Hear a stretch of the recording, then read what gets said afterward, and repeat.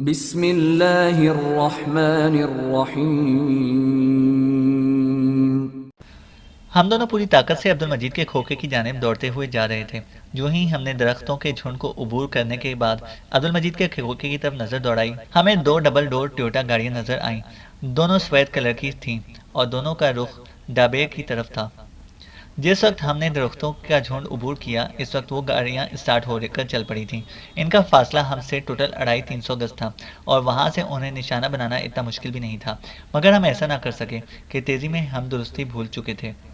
یعنی عبد المجید سے چودھری کے بارے متعلق سن کر ہم اتنے بدحواس ہو گئے تھے کہ ہتھیار لانا ہی بھول گئے تھے۔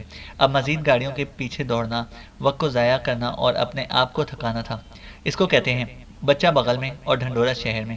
میں نے قدموں کی رفتار آہستہ کرتے ہوئے کہا۔ ہم نے سارے جنگل خیر کو چھان مارا، مگر ڈابیر کے متعلق ہمارا گمان ہی نہیں ہوا کہ وہ یہاں چھپا ہوگا۔ ڈابیر کی سن گاڑیوں کے رخ کو دیکھ کر تم یہ بات اتنے یقین سے کیسے کہہ سکتے ہو کہ وہ ڈابیر میں ہی رہائش پذیر ہے؟ اس سمت میں اور کوئی قابل رہائش جگہ ہی نہیں ڈابیر کے علاوہ۔ اس وقت مجید خان بھی ہم سے آن ملا۔ بھاگ گئے؟ اس نے آتے ہی افسوس کا اظہار کیا۔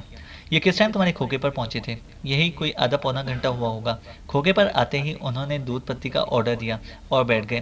میرے پاس وہاں سے نکلنے کا کوئی بہانہ نہیں تھا۔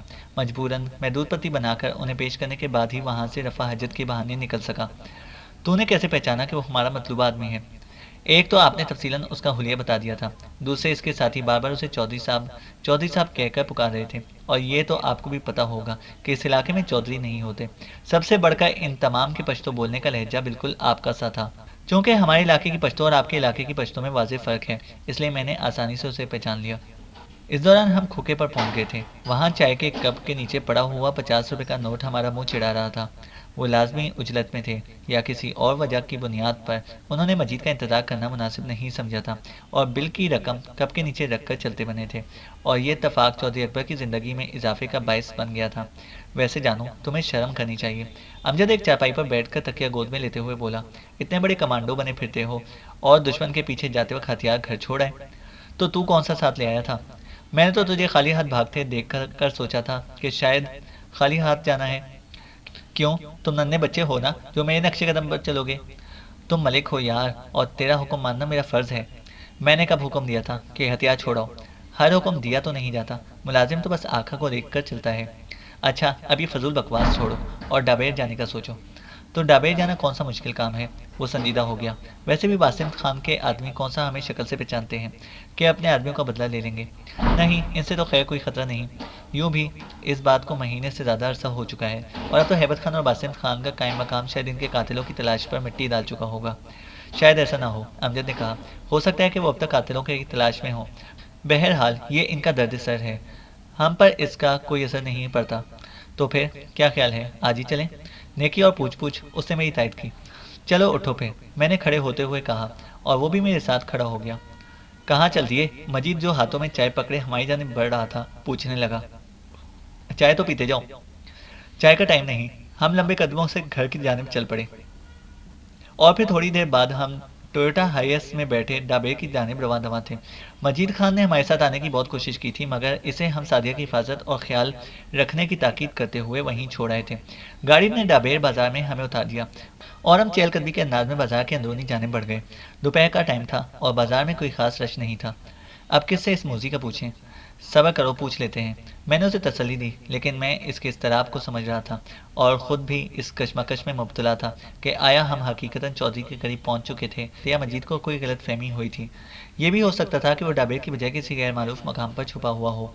آخر اس کے ذہن میں بھی تو ہماری آمد کا خطرہ پوشیدہ ہو سکتا تھا، اور اسی اندیشے سے میں اس کے بارے میں کسی سے پوچھ نہیں پا رہا تھا، مگر زیادہ دیر میں یہ کیفیت برقرار نہ رہ سکی اور خود پر قابو پاتے ہوئے میں ایک چھپر ہوٹل کی طرف بڑھ گیا۔ دوا چائے جوڑ کا ماما، 2 چائے بناؤ ماما، ہوٹل کے بوڑھے سے مالک سے مخاطب ہوتے ہوئے بولا، اور اس نے سر ہلاتے ہوئے ہمیں بیٹھنے کا اشارہ کیا۔ ہم دونوں سڑک کے کنارے پڑی چارپائیوں پر بیٹھ گئے۔ تھوڑی دیر بعد وہ ایک چھوٹی سی کیتلی میں چائے اور 2 خالی کپ لے کر آیا۔ چائے کے برتن اس نے ہمارے سامنے پڑی لکڑی کی ٹیبل پر رکھ دیے، اور واپسی کے لیے مڑنے ہی لگا تھا کہ میں نے اسے آواز دی، خبروں اور ماما بات سنو۔ جی، وہ رک گیا۔ ہم نے چودھری اکبر سے ملنا تھا، کیا آپ اس کی حویلی کا پتہ بتا سکتے ہیں؟ چودھری اکبر؟ اس کے لہجے میں حیرانی تھی۔ اس نام کے کسی بندے سے تو میں واقف نہیں ہوں۔ اس کو یہاں آئے ہوئے چند ہی مہینے ہوئے ہیں۔ اگر آپ ڈابے میں رہائش پذیر ہونے والے کسی نئے آدمی سے واقف ہوں تو اس کا پتہ بتا دیں، شاید اس سے ہمیں چودھری کا ایڈریس معلوم ہو جائے۔ آپ کا مطلب میں سمجھ گیا۔ آپ اس طرح کریں کہ آپ ملک جانان خان سے مل لیں، اس سے آپ کو اپنے مطلوبہ بندے کے متعلق تمام معلومات مل جائیں گی۔ اس کا گھر کس طرف سے؟ میں مستفسر ہوا اور ہوٹل والے نے وہیں کھڑے کھڑے مجھے جانان خان کے گھر کی لوکیشن سمجھا دی۔ چائے پی کر ہم ہوٹل والے کا شکریہ ادا کرتے ہوئے چل پڑے۔ میں نے امجد کو ہوٹل والے سے ہونے والی گفتگو تفصیل کے ساتھ بتا دی۔ یہ جانان خان، یہ وہی نہیں جو واسم خان کا آدمی ہے؟ صحیح پہچانا، میں نے اس بات پہ سر ہلایا۔ تو پھر کیا خیال ہے، چلیں اس کے پاس؟ کس بہانے سے ملیں گے اس سے؟ میرا خیال ہے کہ اس سے چرس یا اسلحے کے خریدار بن کر اس سے ملتے ہیں۔ اس جیسے بندے اس قسم کے کبھی کاموں میں ملوث ہوتے ہیں۔ امجد نے ایک قابل قبول مشورہ دیا۔ گڈ، بالکل ٹھیک ہے، میں نے اسے شاباش دی۔ لیکن جانو صاحب، پہلے اپنی کلاشن کوف سے جان چھڑا لیں، یہ ہم نے جانان خان کے آدمیوں سے ہی چھینی تھی۔ واقعی یار، صحیح یاد دلایا، میرے تو ذہن سے یہ بات نکل گئی تھی۔ چلو پہلے اس کو ٹھکانے لگاتے ہیں۔ بازار سے نکل کر ہم سیدھے گاؤں سے باہر جانے والے راستے پر چل پڑے، مگر ہمیں گاؤں سے باہر نہ نکلنا پڑا۔ راستے میں ہی گن کو ٹھکانے لگانے والی ایک مناسب جگہ نظر آ گئی۔ وہ ایک کافی بڑا گڑھا تھا جس سے غالباً گھر بنانے کے لیے لوگ مٹی اٹھاتے رہے تھے۔ اس وسیع گڑھے کے اندر بنے ہوئے چھوٹے گڑھوں میں 2 دن پہلے ہونے والی بارش کا پانی جمع کھڑا تھا۔ دائیں بائیں نگاہ دوڑاتے ہوئے میں نے اسی پانی سے بھرے ہوئے چھوٹے گڑھے میں گن کو پھینک دیا اور پھر واپس چل پڑا۔ جانان خان کی حویلی کو ڈھونڈنے میں ہمیں کوئی دقت نہیں ہوئی تھی۔ اس کی حویلی تک پہنچتے پہنچتے ہم نے اس سے ملاقات کا لائحہ عمل طے کر لیا تھا۔ جی، کس سے ملنا ہے؟ بڑی مونچھوں اور لمبے بالوں والے چوکیدار نے ہمیں حویلی کے دروازے پر رکتے ہوئے دیکھ کر کہا۔ ملک جانان خان سے۔ وہ آپ کو جانتا ہے؟ نہیں، میں نے کار میں سر ہلایا۔ لیکن ہمارا اس کے ساتھ بہت ضروری کام ہے۔ کام کی نوعیت؟ وہ ہمارا انٹرویو لینے پر تلا ہوا تھا۔ کوئی چیز خریدنی ہے؟ ہوں، اس سے معنی خیز انداز میں سر ہلاتے ہوئے کہا۔ تم یہیں ٹھہرو، میں پوچھ کر آتا ہوں۔ اس کے آنے تک ہم خاموش کھڑے رہے۔ آ جاؤ۔ تھوڑی دیر بعد ہی وہ نمودار ہوا اور بولا، اور ہم سر ہلاتے ہوئے اس کے پیچھے ہو لیے۔ حویلی کے اندر ایک دیوار اٹھا کر زنانہ اور مردانہ حصے کی تشکیل دے گئے تھے۔ چوکیدار ہمیں لیے ایک کمرے میں جا گھسا جس کے اندر ترتیب کے ساتھ 3 چارپائیاں پڑی ہوئی تھیں، مگر وہ وہاں رکنے کی بجائے ایک بغلی دروازہ کھول کر اندر چلا گیا۔ اس کمرے میں چارپائیوں کی بجائے فرشی قالین بچھا ہوا تھا اور اس کے اوپر گاؤ تکیے پڑے ہوئے تھے۔ جوتوں کے لیے تھوڑی سی جگہ چھوڑ کر باقی سارے کمرے کے فرش کو قالین سے ڈھانپ دیا گیا تھا۔ دیواروں کے اوپر سفید پینٹ کیا گیا تھا، جبکہ فرش سے 3 فٹ بلندی تک سبز پینٹ سے حاشیہ لگایا گیا تھا۔ آپ بیٹھیں، خان صاحب آ رہے ہیں۔ چوکیدار نے ہمیں قالین پر بیٹھنے کا اشارہ کیا۔ ہم جوتے اتار کر قالین پر بیٹھ گئے۔ ہمارے بیٹھتے ہی وہ باہر نکل گیا۔ ہمیں زیادہ دیر انتظار نہ کرنا پڑا۔ جلد ہی 3 آدمی کمرے میں داخل ہوئے۔ سب سے آگے درمیانی قامت کا سرخ روز شخص تھا۔ اس کے انداز سے ہم سمجھ گئے کہ وہ ملک جانان خان تھا۔ اس کے پیچھے 2 خوفناک صورت کے گرانڈیل افراد تھے جو لامحالہ اس کے باڈی گارڈ تھے۔ ہم دونوں انہیں دیکھتے ہی اٹھ کھڑے ہوئے۔ جانان خان نے ہم سے مصافحہ کر کے کہا، تشریف رکھیں۔ اور ہمارے بیٹھنے کے بعد وہ خود بھی بیٹھ گیا، البتہ اس کے باڈی گارڈ کھڑے رہے۔ ابھی میں گفتگو کرنے کے لیے اپنے ذہن میں الفاظ ترتیب دے ہی رہا تھا کہ ایک شخص چائے کے برتن اٹھائے اندر داخل ہوا۔ مہمان نوازی تو ویسے بھی اس علاقے کے لوگوں کا خاصا ہے۔ ہاں برادر، اب بتائیں آپ کی کیا خدمت کر سکتا ہوں؟ چائے کا گھونٹ بھرتے ہوئے جانان خان مستفسر ہوا۔ ملک صاحب، ہمیں 1 من چرس چاہیے، کیا آپ مہیا کر سکیں گے؟ لیکن شرط یہ ہے کہ مال خالص ہونا چاہیے اور کچا مال بھی نہیں چاہیے، پکی ہوئی چرس ہونی چاہیے۔ مجھے چرس کے متعلق کوئی خاص معلومات نہیں تھی، بس اتنا پتہ تھا کہ چرس کچی بھی ہوتی ہے جو پینے والے کو تیلی سے جلا کر پینے کے قابل بنانی پڑتی ہے، اور پکی ہوئی بھی ہوتی ہے۔ کچی چرس کی شکل بالکل ایسی ہوتی ہے جیسے نسوار خشک ہو جائے اور پکنے کے بعد اس کی شکل تارکول جیسی ہو جاتی ہے۔ اپنی اسی ادھوری معلومات کی بنیاد پر میں نے اپنی گفتگو کا آغاز کیا تھا۔ مل جائے گی، مگر چند دن انتظار کرنا پڑے گا۔ چند دن نہیں، بلکہ آپ کے پاس 2 ہفتے ہیں۔ ابھی ہمیں صرف نمونے کے لیے تھوڑی سی چرس چاہیے ہوگی جو ہم اپنے بڑے کے پاس دکھانے کے لیے جائیں گے۔ باقی مال ہم اس کی اجازت سے لینے کے لیے آئیں گے۔ اس کا مطلب ہے آپ لوگوں نے دوسری جگہ سے بھی نمونے لیے ہوں گے، اور جو آپ کے خان کو پسند آئے گی وہی آپ خریدیں گے۔ آپ ٹھیک سمجھے، میں نے اس بات میں سر ہلایا۔ اگر آپ کے خان کو ہمارا مال پسند نہ آیا تو 1 من چرس جو میں آپ کے لیے منگواؤں گا اس کا کیا کروں گا؟ اس نے ایک جائز بات کی۔ اس کی بات سن کر میں نے ایک لمحے کے لیے سوچا اور پھر کہا، ملک صاحب پھر ایسے کریں کہ آپ ہمیں نمونے کی چرس دے دیں، وہ ہم اپنے خان کے پاس لے جاتے ہیں۔ اگر اسے پسند آ گئی تو ہم دوبارہ آ کر آپ کو بتائیں گے، اس کے بعد آپ ہمارے مطالبے کے مطابق منگوا لینا۔ ہاں یہ ٹھیک ہے، اس نے اس بات میں سر ہلایا۔ آپ کو نمونے کے لیے کتنی چرس چاہیے ہوگی؟ پاؤ، آدھا پاؤ ہو جائے تو کافی ہے، اور اس کی مقدار کی پیمنٹ ہم ابھی کریں گے۔ جاگیردار خان، وہ اپنے ایک باڈی گارڈ سے مخاطب ہوا، جاؤ منشی سے ایک پاؤ خالص چرس لے آؤ، اسے کہنا کہ وہ مال دے جو بعد میں ہم 1 من کی مقدار میں مہیا بھی کر سکیں۔ ایک باڈی گارڈ جی خان جی کہہ کر کمرے سے نکل گیا۔ ہمارے علاوہ آپ نے کس کس کے پاس جانا ہے؟ جاگیردار کے کمرے سے نکلتے ہی وہ مستفسر ہوا۔ اس کے اس سوال میں کافی دیر سے منتظر تھا۔ آپ کے علاوہ ڈبے میں تو صرف چودھری اکبر کے پاس یہ مال مل سکتا ہے۔ اس کے علاوہ بھی اگر کوئی ایسا آدمی ہے یہاں تو اس کے متعلق آپ ہماری رہنمائی کر دیں، بڑی مہربانی ہوگی۔ ڈیرہ اسماعیل خان والا چودھری اکبر؟ وہ حیرانی سے مستفسر ہوا، جو چند مہینے پہلے ہی یہاں آیا ہے؟ جی، اس کے علاقے کا تو پتہ نہیں، صرف اس کا نام اور شہرت سنی ہے۔ غلط سنا ہے، اس نے منہ بنایا۔ اس پرچون فروش کے پاس تمہیں 5-10 کلو سے زیادہ چرس نہیں مل سکتی، مگر بازار میں تو ایک بندہ اس کی بڑی تعریف کر رہا تھا۔ میں نے دل میں بے ساختہ اٹھنے والی خوشی کی لہر کو دباتے ہوئے اپنی بات کا جواز پیش کیا۔ چودھری کے بارے میں یہ کنفرم ہو جانے کے بعد کہ وہ یہیں ڈابیر میں موجود تھا، میرا جانان خان کے پاس آنے کا مقصد پورا ہو گیا تھا۔ اب کسی ترکیب سے اس سے چودھری کی رہائش کی لوکیشن معلوم کرنی رہ گئی تھی۔ جانان خان نے جواب دیا، اس طرح کے بندے اسی طرح اپنی پبلسٹی کراتے ہیں۔ اس کے جواب میں کچھ کہنے ہی لگا تھا کہ چوکیدار اجازت مانگ کر اندر داخل ہوا۔ خان جی، چودھری اکبر کا نام کا بندہ آپ سے ملنا چاہتا ہے۔ اس کے ساتھ 4 باڈی گارڈ بھی ہیں۔ اس کی بات نے مجھے بے اختیار پہلو بدلنے پر مجبور کر دیا تھا۔ امجد کے پلے بھی یہ بات پڑ گئی تھی، اس لیے وہ بھی چوکنا ہو گیا تھا۔ چودھری اکبر؟ جانان خان کے لہجے میں حیرت تھی۔ ایک لمحہ سوچ کر وہ بولا، اسے بلا کر ساتھ والے کمرے میں بٹھاؤ، میں آتا ہوں۔ چوکیدار جی خان جی کہہ کر کمرے سے نکل گیا، اور اس کے باہر جاتے ہی جانان خان نے کمرے میں موجود باڈی گارڈ سے کہا، دروازہ اندر سے بند کر دو، اور اس نے سر ہلا کر دروازے کو اندر سے کنڈی لگا دی۔ معاف کرنا برادر، آپ سے کاروبار کے متعلق گفتگو تو تقریباً مکمل ہو چکی ہے، مگر ابھی تک میں آپ کا نام نہیں جان سکا ہوں۔ اس نے اس مرتبہ ہم دونوں کو مخاطب کیا۔ جی، میرا نام عبداللہ اور اس کا نام عبد الرحمن ہے۔ میں نے اپنا تعارف کرایا۔ عبد الرحمن بھائی پشتو بولنا نہیں جانتا، اس لیے یہ ہماری گفتگو میں شریک نہیں ہو سکا۔ میرا تعلق لکی مروت سے ہے اور عبد الرحمن کا ہری پور سے، لیکن ہم رہتے میران شاہ میں ہیں۔ اچھا، میں چودھری کو رخصت کر دوں؟ پتہ نہیں یہ کس مقصد کے لیے آیا ہے، اس کے بعد آپ سے بات چیت ہوگی۔ وہ کھڑا ہو گیا، اور اگر آپ لوگ بھی اس سے ملنا چاہتے ہو تو میرے ساتھ آ جاؤ۔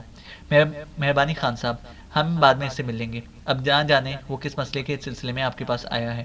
اور جانان خان سر ہلاتا ہوا دروازے کی جانب بڑھ گیا۔ کمرے میں موجود اکلوتے باڈی گارڈ نے اس کے لیے دروازہ کھولا، اور وہ دونوں ساتھ والے کمرے میں چلے گئے۔ چونکہ چودھری اکبر کو اس نے اسی کمرے میں بلایا تھا، اس لیے دروازہ کھلتے وقت ہم دونوں نے دروازے کی طرف پیٹ کر لی۔ وہ موزی کہیں ہمارے تعاقب میں یہاں نہ پہنچا ہو۔ دروازہ بند ہوتے ہی امجد تشویش بھرے لہجے میں بولا، ابھی پتہ چل جاتا ہے۔ میں اسے بیٹھنے کا اشارہ کرتے ہوئے اٹھ کر دروازے کے قریب پہنچا۔ بات رسمی تعارف سے گزر چکی تھی، اور اس وقت چودھری اکبر احتجاجی انداز میں جانان خان سے مخاطب تھا۔ ملک صاحب، یہ اچھی بات تو نہیں ہے نا، اور اس طرح دوسری مرتبہ ہو رہا ہے۔ کیا آپ کے آدمیوں نے میرے سودے کو خراب کرنے کی کوشش کی ہے؟ چودھری صاحب، میں تمہاری بات نہیں سمجھا۔ جانان خان نرم لہجے میں مستفسر ہوا۔ ملک صاحب، آج جنگل خیل میں ایک آدمی کو ہم نے مال ڈیلیور کرنا تھا۔ زبانی کلامی بات ہو چکی تھی، لیکن جب ہم پہنچے تو آپ کے آدمی ہم سے پہلے جا کر اسے مال دے کر رقم وصول کر چکے تھے۔ تو اس میں تو سراسر اس بندے کی غلطی ظاہر ہو رہی ہے، جس کے ساتھ آپ کی بات پکی ہو چکی تھی۔ وہ آپ ہی سے مال وصول کرتا، میرے آدمیوں کا اس میں کیا قصور ہے؟ وہ تو بطور دکاندار اپنا مال ہر شخص کو بیچیں گے جو ان سے خریدنے آئے گا۔ مجھے اس بندے نے بتایا کہ آپ کے آدمیوں نے اسے میرے بارے میں یہ کہا کہ میں ملاوٹ والا مال بیچتا ہوں، اور اس کے علاوہ بھی چند الٹی سیدھی باتیں اس کے سامنے میرے بارے میں کی ہیں۔ چودھری صاحب، آپ نے اسے کہنا تھا کہ اس طرح کی باتوں میں آ کر سودے کینسل نہیں ہوا کرتے۔ وہ آپ کے مال کا معائنہ کر کے پھر ہم سے سودا کرتا۔ ملک صاحب، آپ ساری بات خریدار کے اوپر ڈال رہے ہیں، حالانکہ آپ کے آدمی بھی اس جرم میں برابر کے شریک ہیں۔ چودھری کا لہجہ کڑوا ہو گیا تھا۔ بہرحال یہ 2 دفعہ ہو چکا ہے، اس کے بعد بھی میں آپ کے آدمیوں والا طریقہ کار اپناؤں گا، بعد میں گلہ نہ کرنا۔ جانان خان نے جواب دیا، چودھری مرد گلہ شکوہ نہیں کیا کرتے۔ چلو یہ بھی دیکھ لیتے ہیں۔ چودھری کی آواز سے مجھے محسوس ہوا کہ اس نے بات مکمل کر لی تھی۔ میں جلدی سے آ کر امجد کے ساتھ بیٹھ گیا۔ اس جگہ دروازہ بند ہونے کی وجہ سے آواز واضح نہیں سنائی دے رہی تھی۔ کیا بات چیت ہو رہی تھی؟ امجد نے اشتیاق سے پوچھا۔ کوئی کاروباری معاملہ تھا، بعد میں تفصیل سے بتاؤں گا۔ ویسے جانو، ابھی موقع تھا کہ ہم ہلا بول کر چودھری کو قابو کر لیتے۔ بے وقوف، وہ جانان خان کے گھر آیا ہوا ہے، اور تجھے پتہ ہونا چاہیے کہ اپنے گھر آئے دشمن کی بھی حفاظت میں یہ لوگ جان تک قربان کر دیتے ہیں۔ تم خواہ مخواہ جانان خان کے ساتھ دشمنی کی داغ پیل کیوں ڈالنا چاہتے ہو؟ سوری، مجھے خیال نہیں رہا۔ میں جواباً کچھ کہنے لگا تھا کہ جانان خان دروازہ کھول کر اندر داخل ہوا، اور میں نے اپنا ارادہ ملتوی کر دیا۔ اس کے پیچھے اس کے دونوں باڈی گارڈ بھی اندر داخل ہوئے۔ جانان خان اپنی جگہ پر بیٹھ گیا۔ جاگیردار بھائی، صاحب کو مال چیک کراؤ۔ जागीरदार ने हाथ में पकड़ा हुआ शॉपर मेरी जानिब बढ़ा दिया। शॉपर लेकर मैंने अपने पास रख लिया। मलिक साहब, ये हमारा खान खुद ही चेक करेगा, आप थोड़ी सी पीकर देखें। जनान खान ने हल्का सा इसरार किया। हम इससे आज तक मुस्तफीद नहीं हो सके। मैं मुस्कुराया। मेरी बात सुनकर जनान खान के चेहरे पर हैरानी के असरात नमूदार हुए, और जब वो ये बोला तो ये हैरानी इसके लहजे में भी हवेदार थी। अजीब बात है, कारोबार करते हो और खुद इस्तेमाल नहीं करते। बस मलिक साहब, नए नए वारिद हुए हैं ना इस मैदान में। अब आप ये माल मीरान शाह लेके जाएंगे? वो मुस्तफसर हुआ। जी, मैं मुख्तसरन बोला। आपके खान का क्या नाम है? मलिक हाजी बहादुर खान। क्या तुम हाजी बहादुर के बंदे हो? इसके लहजे में हैरानी थी। जी, मगर वो तो दगन में रहता था, और जहाँ तक मेरा ख्याल है वो इस किस्म के किसी काम में मुलविस नहीं। जनान खान के लहजे में शकूक की परछाइयाँ लहरा रही थी। वो अभी दगन में ही रहता है, लेकिन आपकी आसानी के लिए मैंने मीरान शाह बतला दिया, क्योंकि दगन इतना मारूफ नहीं। दूसरे, वो वाकई इस कारोबार में मुलविस नहीं है। ये काम इसका दस्तेराज तूफान खान सर अंजाम देता है। अच्छा अच्छा, इसने इत्मीनान से सर हिला दिया। बहरहाल, आप लोगों ने और जिससे माल के नमूने हासिल करने हैं वो कर लें, और जितने दिन आप डाबेर में हैं मेरे घर में मेहमान रहें। मगर हम यहाँ किसी से वाकिफ़ नहीं। आपकी रहनुमाई जागीरदार कर देगा। हमारे अलावा चौधरी अकबर, मलिक दिलशाद खान और सब्ज़ अली खान इस कारोबार में मुलविस हैं। आपने इसकी कीमत नहीं बतलाई। मैंने हाथ में मौजूद चर्च के चौपर की तरफ इशारा करके पूछा। इसका रेट और यकमुश्त एक मन लेने का रेट भी जागीरदार बता देगा। फिलहाल आप लोग आराम करो, मैं भी थोड़ा मसरूफ़ हूँ, बाद में गपशप होगी। ये कहकर वो उठ खड़ा हुआ और हमसे मुसाफा करके रुखसत हो गया। इसके जाते ही जागीरदार हमें वहाँ से एक दूसरे कमरे में ले गया, जिसमें चारपाइयों पर साफ सुथरे बिस्तर बिछे हुए थे। वो कमरा यकीनन मेहमानों के ठहराने के काम आता था। जागीरदार हमें चर्च के रेट वगैरह से आगाह करने के बाद आराम का मशवरा देते हुए रुखसत हो गया। इस पाँव भर के चर्च के पेमेंट करना मैं नहीं भूला था। इसके कमरे से निकलते ही अमजद ने सवालों की बौछार कर दी। जवाबन मैंने उसे सारी सूरत हाल से आगाह कर दिया। चलो, यहाँ तक तो ठीक हो गया, अब आगे क्या करेंगे? तफसील जानकर वो मुस्तफसर हुआ। पहले चौधरी की रिहाइश का जायजा लेंगे, इसके बाद कोई लाया अमल तय करेंगे।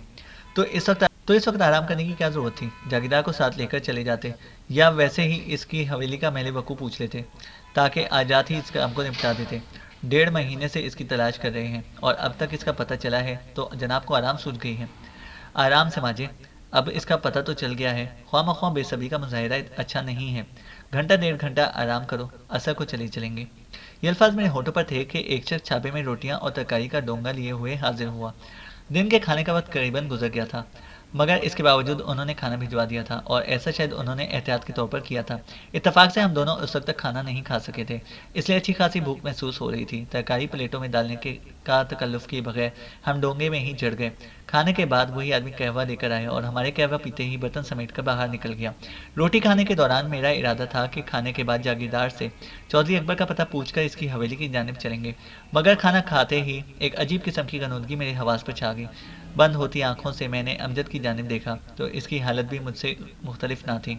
बेइंतहा कोशिश के बावजूद मैं अपने हवास कायम ना रख सका, और चंद लम्हों में ही दुनिया व माफिया से बेखबर हो गया।